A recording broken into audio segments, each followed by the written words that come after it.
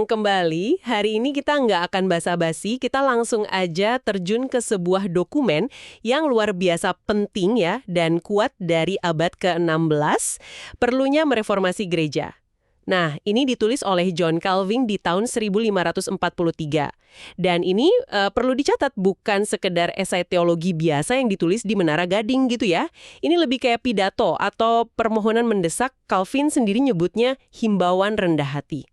Dan ini ditujukan langsung loh ke orang paling berkuasa saat itu, Kaisar Charles V, terus juga para pangeran dan pejabat penting lainnya yang lagi pada kumpul di acara diet kekaisaran di Speyer.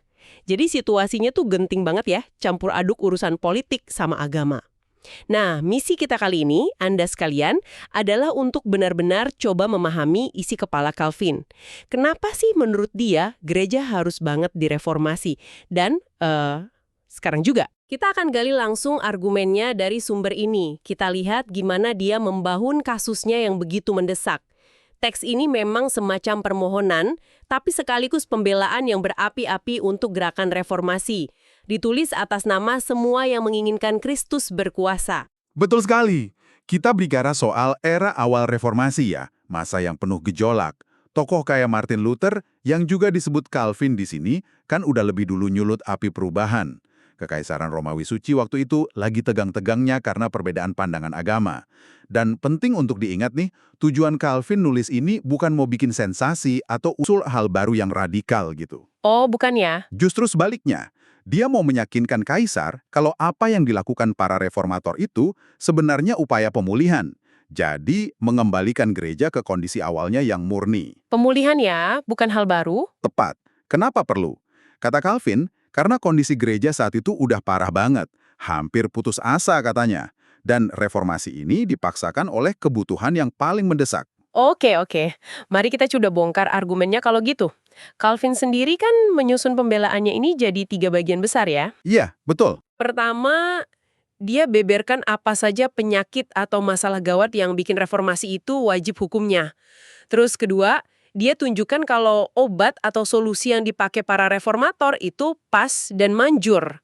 Dan ketiga, dia jelaskan kenapa nggak bisa ditunda lagi, harus segera bertindak. Kita mulai dari yang pertama deh. Apa saja sih penyakit gereja yang menurut Calvin udah kronis ini? Dia bagi lagi jadi 2 area utama kan ya, soal cara ibadah dan soal sumber keselamatan. Ya, mari kita mulai dari area pertama. Ibadah kepada Tuhan. Calvin lihat ada beberapa masalah serius di sini. Yang paling utama menurut dia adalah idolatry, penyembahan berhala. Idolatry, oke. Dia keras banget mengkritik penyembahan gambar, patung, dan terutama relikwi. Relikwi itu yang kayak benda-benda keramat peninggalan orang kudus gitu ya? Iya, betul. Kayak tulang atau potongan baju. Dia sampai kasih contoh yang menurut dia udah absurd. Misalnya, klaim ada 3 relikwi kulup Yesus atau sampai 14 paku salib yang beda-beda. 3 kulup Kristus, 14 patu. Wow, kedengarannya memang agak berlebihan ya? Nah, buat Calvin, ini udah mirip praktik penyembahan berhala zaman dulu.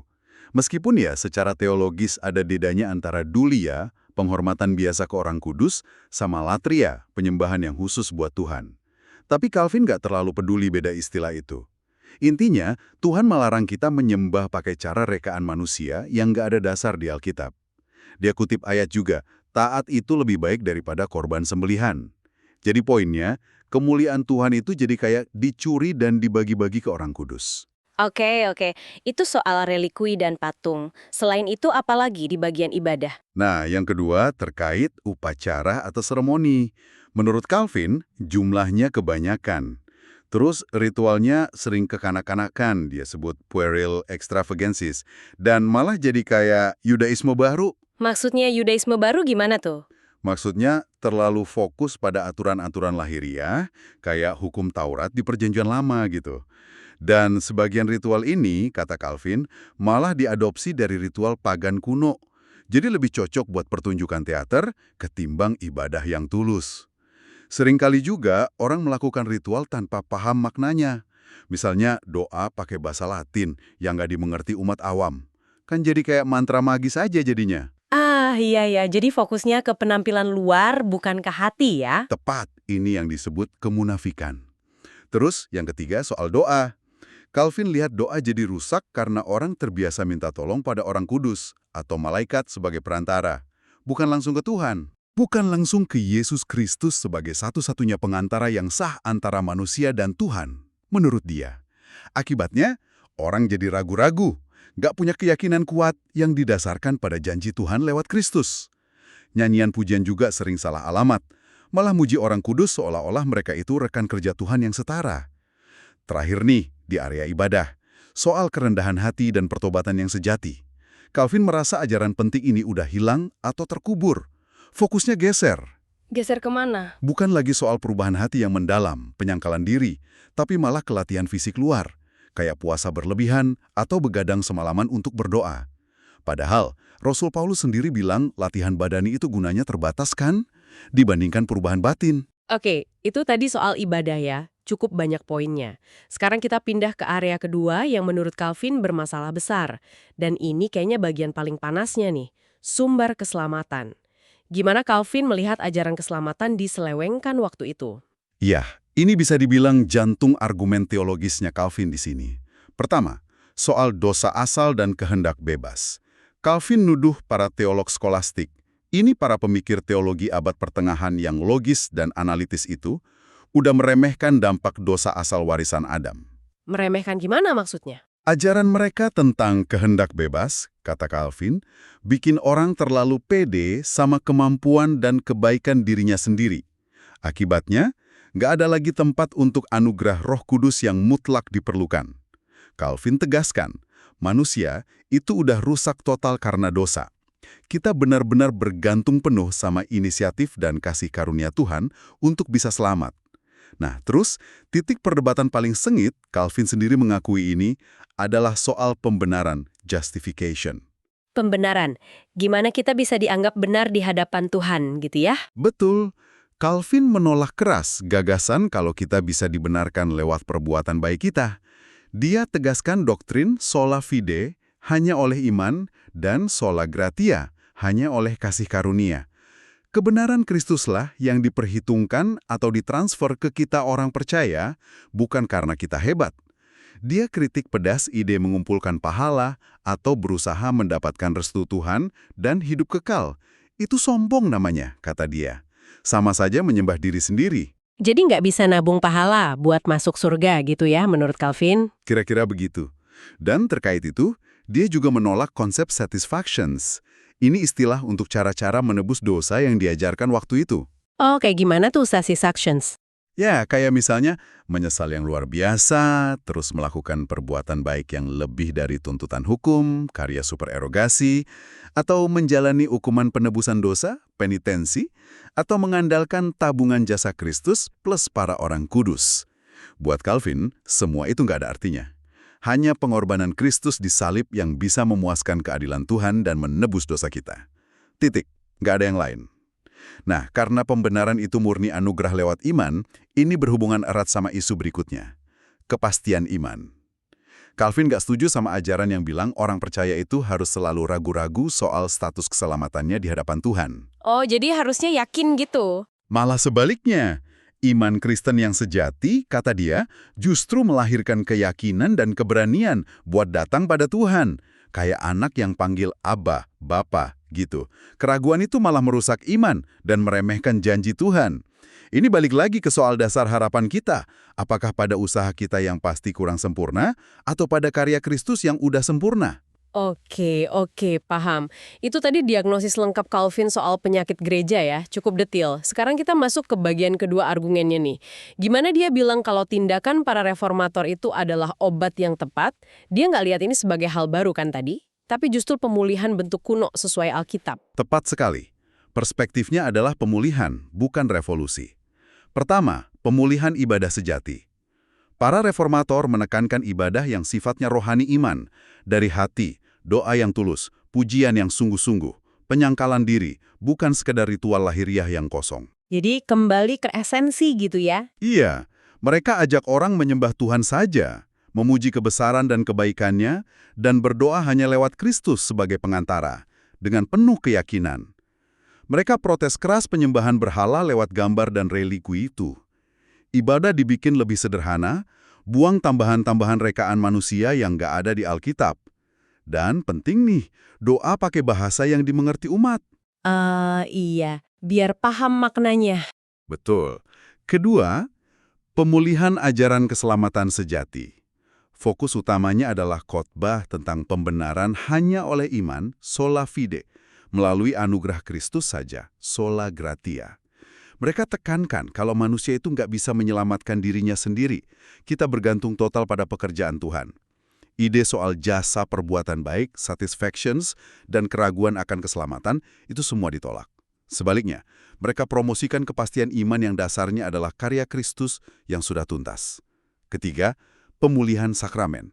Nah ini juga penting. Jumlah sakramen dikembalikan dari 7 jadi hanya 2 yang jelas-jelas ditetapkan Yesus di Injil, baptisan dan perjamuan kudus. Cuma 2 ya, baptisan dan perjamuan kudus. Iya, untuk baptisan, ritual tambahan yang dianggap nggak perlu dan berbau tahayul dihapus. Fokusnya dikembalikan ke Kristus dan makna baptisan itu sendiri. Nah untuk perjamuan kudus, yang waktu itu dikenal sebagai misa, ini perubahannya besar-besaran. Itu ditolak.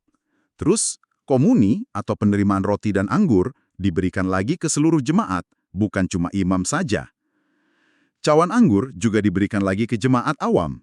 Oh, jadi semua ikut menerima roti dan anggur ya? Betul. Terus doktrin transubstansiasi, ini keyakinan kalau roti dan anggur itu benar-benar secara fisik berubah jadi tubuh dan darah Kristus, serta penyembahan roti sakramen, hosti, itu dikutuk. Yang paling penting, ditekankan kalau sakramen ini harus dipahami maknanya lewat khotbah firman Tuhan yang menyertainya. Wah, perubahan di misa ini pasti bikin geger ya waktu itu. Ini kan inti ibadahnya.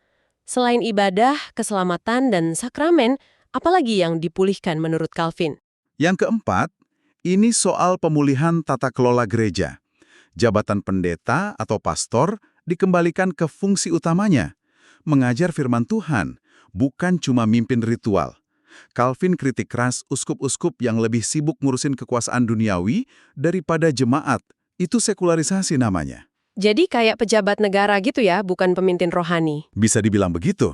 Dia juga kritik uskup dan pastor yang jarang ada di tengah jemaatnya, itu absensi. Terus praktik simoni, ini istilah untuk jual beli jabatan gereja. Dan gaya hidup klerus, pendeta, biarawan, uskup yang seringkali nggak bermoral. Para reformator menuntut pemilihan dan penahbisan pemimpin gereja yang layak. Dasarnya standar Alkitab soal hidup dan ajaran, dan juga melibatkan persetujuan jemaat. Calvin bahkan kutip aturan gereja kuno dan tokoh kayak Cyprianus dan Leo untuk mendukung ini. Jadi ada standar dan persetujuan jemaat ya? Ya, mereka juga menolak tirani rohani lewat hukum-hukum buatan manusia yang membebani hati nurani. Dan menegaskan lagi kalau Alkitab adalah otoritas tertinggi di atas tradisi gereja. Nah, secara spesifik nih, ada beberapa tradisi yang ditolak keras sama reformator. Larangan makan daging di hari Jumat, terus kewajiban selibat, tidak menikah, bagi imam. Soal selibat imam ini kenapa ditolak? Dianggap nggak alkitabiah, nggak realistis, bikin banyak kemunafikan, dan kejam bagi hati nurani para imam itu sendiri. Terus juga praktek pengakuan dosa pribadi di telinga imam. Itu dianggap aturan baru, mustahil dilakukan dengan sempurna, dan bisa bikin orang jadi munafik atau malah putus asa. Oke, jadi pemulihannya menyangkut banyak aspek ya, dari ibadah sampai tata kelola gereja. Nah, sekarang kita sampai di ujung argumen Calvin yang paling krusial nih. Kenapa reformasi ini harus segera dilakukan? Kenapa nggak bisa ditunda? Jadi, apa artinya semua ini, kata Anda tadi? Apa sih yang dipertaruhkan menurut Calvin sampai segitunya? Iya, ini poin ketiga dari argumennya. Keniscayaan tindakan segera. Alasan pertama adalah kedalaman kerusakan. Bagi Calvin, masalahnya ini bukan cuma kesalahan kecil atau sepele loh. Ini menyangkut hal paling fundamental. Kemuliaan Tuhan dirampok, kehormatan Kristus diinjak-injak, keselamatan jiwa manusia terancam, ibadah sejati diselewengkan, praktik penyembahan berhala, penghujatan, penindasan kebenaran itu semua nggak bisa ditolerir lagi. Diam saja dalam kondisi begini, kata Calvin, sama saja dengan mengkhianati Tuhan. Dia pakai perumpamaan anjing penjaga yang diam saja waktu tuannya diserang. Keras ya? Wah, iya. Gambaran yang kuat sekali. Terus apa lagi alasannya? Alasan kedua, bahaya bagi jiwa-jiwa. Calvin melihat banyak orang tersesat. Mereka cari selamat dengan cara yang salah. disiksa keraguan terus-menerus, nggak punya hubungan yang benar dengan Tuhan. Akibatnya fatal. Banyak jiwa menuju kebinasaan abadi menurut pandangannya. Jadi menyelamatkan jiwa-jiwa ini adalah urusan yang sangat mendesak. Alasan ketiga, kegagalan otoritas yang ada. Nah ini, Calvin nggak melihat Paus dan para petinggi gereja Katolik Roma saat itu sebagai solusi, tapi justru sebagai penghalang utama reformasi. Jadi nggak bisa berharap pada mereka gitu. Betul. Fokus mereka, menurut Calvin, cuma mempertahankan kekuasaan dan tirani mereka, bukan memulihkan gereja sesuai firman Tuhan. Jadi, nunggu mereka bertindak atau nunggu konsili umum semacam rapat akbar gereja sedunia itu sia-sia dan berbahaya. Kenapa? Karena prosesnya bisa mereka kontrol atau hambat seenaknya. Jadi Calvin bilang nggak bisa nunggu konsili resmi karena keburu rusak parah dan konsilinya pun bakal bias gitu ya. Takutnya malah melegitimasi kondisi yang ada. Persis. Calvin bahkan mengutip contoh-contoh dari sejarah. Para nabi melawan imam yang korup, para rasul melawan sinagoga Yahudi, Agustinus melawan bidat Donatis dan Pelagian, Ambrosius melawan uskup Arian Auxentius, keputusan sinode-sinode lokal. Semua itu untuk menunjukkan bahwa tindakan reformasi itu sah dilakukan bahkan tanpa persetujuan semua pihak, terutama kalau kebenaran sedang ditindas oleh penguasa.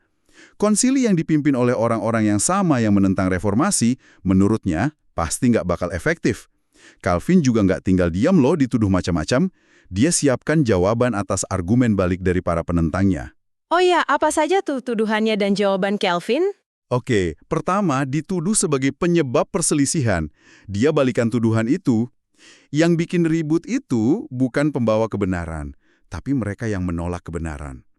Kayak Raja Ahab yang nuduh Nabi Elia bikin onar di Israel, padahal Ahab sendiri yang bawa Israel menyembah berhala. Analogi yang tajam. Kedua, dibilang reformasi tidak bawa kebaikan. Dia bantah.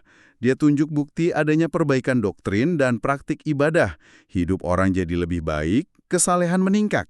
Meskipun diakui ya, selalu ada saja orang yang menyalahgunakan Injil. Justru, kata dia, para penentang reformasi itulah yang bikin kacau moral masyarakat karena menghalangi tersebarnya kebenaran. Ketiga, dituduh kurang disiplin di gereja-gereja reformasi. Calvin akui memang masih ada kekurangan, tapi dia salahkan para penentang yang terus menghalangi usaha reformator membangun disiplin gereja yang sehat. Terus dia tanya balik, memangnya di pihak penentang ada disiplin sejati? Dia sindir soal praktik simoni tadi, uskup yang nggak pernah ditempat, gaya hidup mewah, imoralitas, kurangnya pengajaran Alkitab, dan penyalahgunaan hukuman ekskomunikasi oleh para klerus Katolik waktu itu. Jadi semacam berkaca dulu deh gitu ya? Bisa dibilang gitu. Keempat, soal tuduhan merampas kekayaan gereja. Nah, ini isu sensitif soal uang dan properti. Calvin akui mungkin ada kesalahan pengelolaan di sana-sini. Tapi dia bela tindakan para pangeran Protestan yang ambil alih pendapatan gereja dari imam dan biarawan yang dianggap nggak sah. Malas, pakai uang gereja buat foya-foya atau buat menyerang Injil dan menghalangi pelayanan sejati. Lalu uangnya dipakai untuk apa? Dia bilang, uang itu sekarang dipakai buat dukung pendeta yang benar, bangun sekolah, rumah sakit, bantu orang miskin. Dan dia tegaskan, para pangeran itu bersedia kok membahas soal pengembalian kalau memang ada yang salah ambil. Terakhir, dan ini penting banget, Calvin menyangkal tuduhan skisma. Skisma itu artinya memecah belah gereja. Dia definisikan ulang apa itu kesatuan gereja yang sejati, atau pada paus di rumah. Kesatuan sejati itu didasarkan pada kesetiaan pada Kristus sebagai kepala gereja, dan pada ajarannya di Alkitab serta sakramen yang benar. Dia berargumen keras bahwa tahta Roma saat itu sudah menyimpang jauh dari ajaran dan praktik para rasul, sudah jadi kemurtadan atau penyimpangan. Jadi memisahkan diri itu bukan memecah belah, tapi justru setia. Itu argumennya. Memisahkan diri dari struktur yang dianggap murtad, itu bukan memecah belah, tapi justru bentuk kesetiaan pada Kristus. Dia pakai analogi dari Bapak Gereja Cyprianus soal sinar matahari, pohon, dan sungai. Kesatuan itu datang dari sumber yang benar, yaitu Kristus dan kebenarannya. Dia secara tegas menolak klaim bahwa tahta Roma saat itu masih apostolik, mewarisi ajaran rasul, atau paus adalah wakil Kristus dan penerus Petrus yang sah, karena dianggap sudah melawan Injil dan merusak gereja. Wow, itu argumen yang rapat, detail, dan berapi-api ya. Jadi intinya nih, pesan Calvin ke kaisar dan para penguasa waktu itu, kondisi gereja udah darurat, butuh reformasi total dan segera, dasarnya Alkitab, dan apa yang dilakukan para reformator itu bukan bikin hal baru atau memecah belah, tapi justru memulihkan apa yang sudah rusak. Sebuah tindakan yang perlu dan mendesak. Begitu ya kira-kira? Tepat sekali. Rangkumannya bagus sekali. Dan sebagai penutup, ini mungkin sesuatu untuk Anda renungkan. Calvin menulis ini kan hampir 500 tahun lalu ya, menjawab masalah spesifik di zamannya, di Eropa abad ke-16. Tapi coba kita pikirkan prinsip-prinsip yang dia angkat. Misalnya, ketegangan antara otoritas sebuah institusi dengan kesetiaan pada keyakinan inti yang bersumber dari teks primer, bagi dia Alkitab. Atau bahaya ritual kalau sudah terpisah dari makna dan pemahaman. Atau pertanyaan mendasar tentang dari mana sebenarnya datangnya keselamatan sejati. Menarik. Kira-kira tema-tema ini soal otoritas versus keyakinan, ritual versus makna, sumber keselamatan, apakah masih terasa relevan atau punya kemiripan dalam diskusi kita hari ini? Tentang iman, tentang institusi bukan hanya agama mungkin ya, dan kebutuhan akan perubahan atau pembaruan. Meskipun dalam konteks dunia yang sudah sangat berbeda. Ini bukan soal setuju atau tidak setuju dengan teologi Calvin secara spesifik ya, tapi lebih ke merenungkan prinsip-prinsip universal yang mungkin muncul dari pergulatannya saat itu. Bagaimana dinamika serupa mungkin bermain di zaman kita. Itu mungkin bisa jadi bahan pemikiran kita bersama.